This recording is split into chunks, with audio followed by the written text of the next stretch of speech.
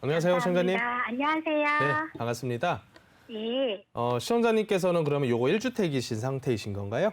아니요. 제가 그 광명역 일직동에 있는 푸르지오 30평대 아파트를 분양받아서 네. 2017년부터 이제 전세를 주고 있어서 현재는 초기 과열 지역의 1가구 2주택으로 보유 중입니다. 그러시면 지금 시청자님께서 아까 이제 매도를 할까요라고 질문하신 거는 예. 양도세를 내시고서라도 매도할까요라고 질문하신 건가요? 예, 맞습니다. 양도세가 지금 내려고 감안 한번 해보시면 혹시 계산해 보셨을까요? 양도세 얼마 나올지?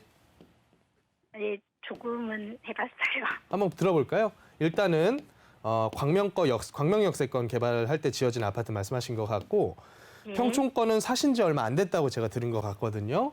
예. 작년에 매수를 하셨으면 매매가는 얼마였을까요? 8억이요. 8억에. 지금 보니까 33평짜리가 한 10억 후반대 왔다 갔다 하는 것 같네요. 10억 내지 네. 한 11억 정도. 예. 양도차익 2억 남으셨으면 이거에 대해서 6월 전에 잔금 쳐도 거의 한 9천만 원에서 1억 가까이 내야 될 건데요. 예. 괜찮으실까요, 그게? 저도 이제 그 고민으로 네. 예, 상담을 받아보고자 전화를 드렸어요.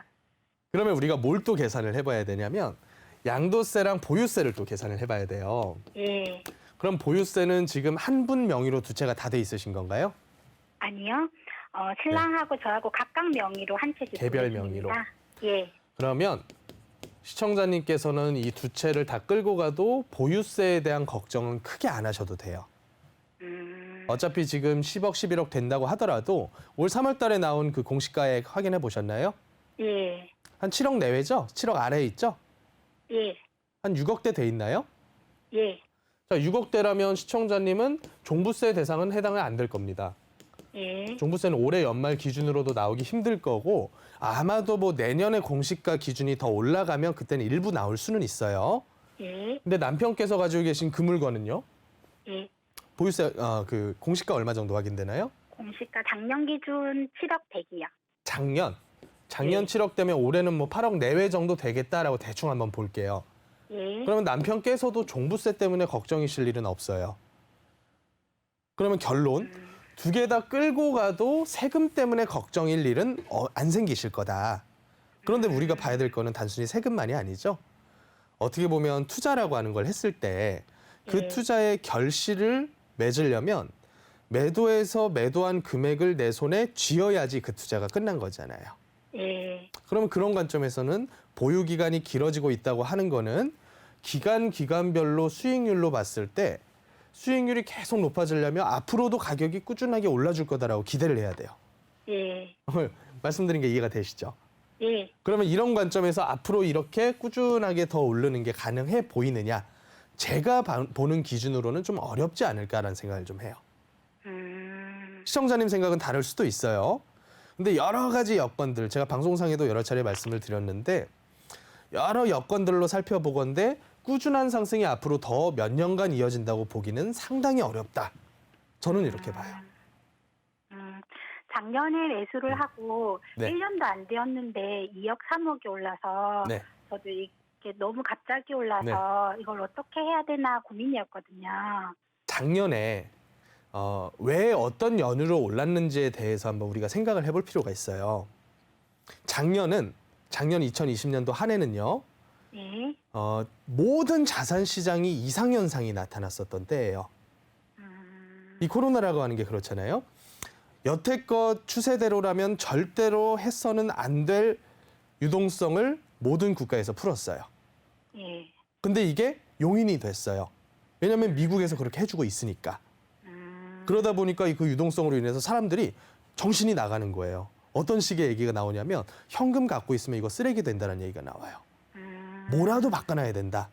그래서 많은 분들이 어디로 뛰어갔냐면 일단 주식시장과 부동산 시장으로 뛰어갔고요. 예. 부동산 시장 같은 경우에는 가격이 오른다 그래서 그 투자인 돈이 다 내게 되는 게 아니잖아요. 예. 그러다 보니까 이 시장에 뛰어들어서 매력이 있는 사람들은 누구였냐면 다주택이 아닌 1주택으로서 아파트 매입하시는 분들만 매력이 있었던 거예요. 근데 1주택이셨던, 무주택이셨던 분이죠, 어떻게 보면. 예. 무주택에서 1주택이 되려는 분들 중에 어떤 분들이 많았냐면 젊은 분들, 20대에서 30대, 40대 사이 요 분들이 무주택일 확률이 5, 60대보다는 많을 거 아닙니까? 네. 근데 이분들이 이 시장에 뛰어들어서 가격을 올려야 되는데 이분들이 돈이 얼마가 있냐면 상식적으로 생각을 해보세요. 직장 들어가서 정말 저축 열심히 하면서 한 10년 모으면 얼마 모을 수 있을까요? 일반 근로소득자 기준으로. 제가 봤을 땐 10년이라고 해봤자 2, 3억 내외 정도밖에 안 될 걸로 보거든요. 예. 이 금액 플러스에서 대출 5, 60% 끌어다가 살 수 있는 가격대의 지역이 다 올랐어요. 그러니까 작년 한 해 분위기가 어땠냐면 서울에서는 서울 외곽 지역들, 노원구, 강북구, 성북구, 금천구, 중랑구, 은평구 이런 데들 있죠. 네. 이런 데들이 급등을 했지 강남이라던가 오히려 더 비쌌던 데들은 보다 잠잠했어요. 그리고 경기도 지역들 중에서 서울하고 한 1시간 내에 출퇴근할 수 있는 지역들, 평촌도 그 안에 포함이 되죠. 평촌, 안양, 뭐 군포 이쪽까지 포함해서 수원, 용인, 성남, 김포, 남양주 이런 지역들이 같이 급등했던 게 작년 한 해예요.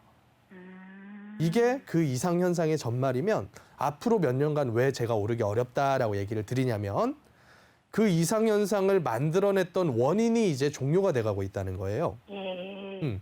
그러면 우리가 다시 일상으로 회귀를 해야 될 거 아닙니까? 쉽게 설명을 해서 기준금리가 제로인데 여기서 더 떨어질 때가 어디 있어요? 앞으로는 이걸 일상으로 복귀를 해놔야 다음에 네. 또 이런 일 벌어졌을 때 이런 식의 대처를 할 거 아닙니까? 네. 그래서 시청자님께서는 이 급등 초입에서 이상현상이 일어나는 초입에서 그냥 물건 사서 운 좋게 가격이 오른 거지 그 전에 14년, 15년도 갖고 계셨던 분은 시청자님보다 훨씬 더 많은 차익을 얻었어요. 그러니까 이렇게 오르던 상승장이 끝나가려는 무렵에 이상현상이 한 번 더 치고 올라갔다. 저는 이 정도로 이 시장을 봅니다. 그러면 이제 판단은 시청자님의 몫이죠. 앞으로 보유세에 대한 문제는 당분간 없을 거니까 예. 종부세 같은 경우는 인당 과세지 가구당 합산이 아니니까 그냥 한 10년 더 버텨보겠다. 그러면 끌고 가시면 돼요. 10년 더 버텨보겠다. 10년이라는 세월을 제가 항상 좋아하는데 이유가 네. 뭐냐면 10년이라는 세월은 떨어졌다가도 또 올라갈 수 있을 정도의 긴 세월이기 때문에. 그래서 이제 버티겠다라고 하면 지금보다 가격 조금 낮아지면 그때는 못 팔아요. 아까워서. 예. 그렇죠. 그러다 네. 보면 10년 흘러간다라고 저는 보는 거예요. 팀장님, 종부세가 인당 과세인데 네. 신랑의 경우는 6억 초과분에 대해서는 종부세를 내지 않나요? 개인당 가구당 그러니까 개인이 가지고 있는 가구 수가 다주택자가 되는 순간부터는 예. 9억 초과분이 아니라 6억 초과분에 대해서 과표가 잡힙니다. 예. 그러면 남편분께서 일부 그 물건에 대한 지분을 가지고 계시면 다주택자이신 거예요. 주택 수로는. 그러면 6억 초과분에 대해서는 종부세가 나올 겁니다. 종부세를 내죠. 근데 지금 개인당 잡혀 계시다 그랬잖아요. 예. 개인당이면 제가 알기로는 9억 초과분에 대해서 종부세에 과표가 잡히는 거예요. 근데 남편께서 9억이 공시가가 넘어갔다. 그러면 뭐 예를 들어 몇 천 1억 정도 넘어갔다. 내봤자 100만 원 미만 나와요, 종부세. 어차피 종부세율이 실효세율로 따지면 우리나라가 그렇게까지 높은 편은 아닙니다. 그래서 내더라도 큰 걱정 안 하셔도 될 정도 나올 겁니다.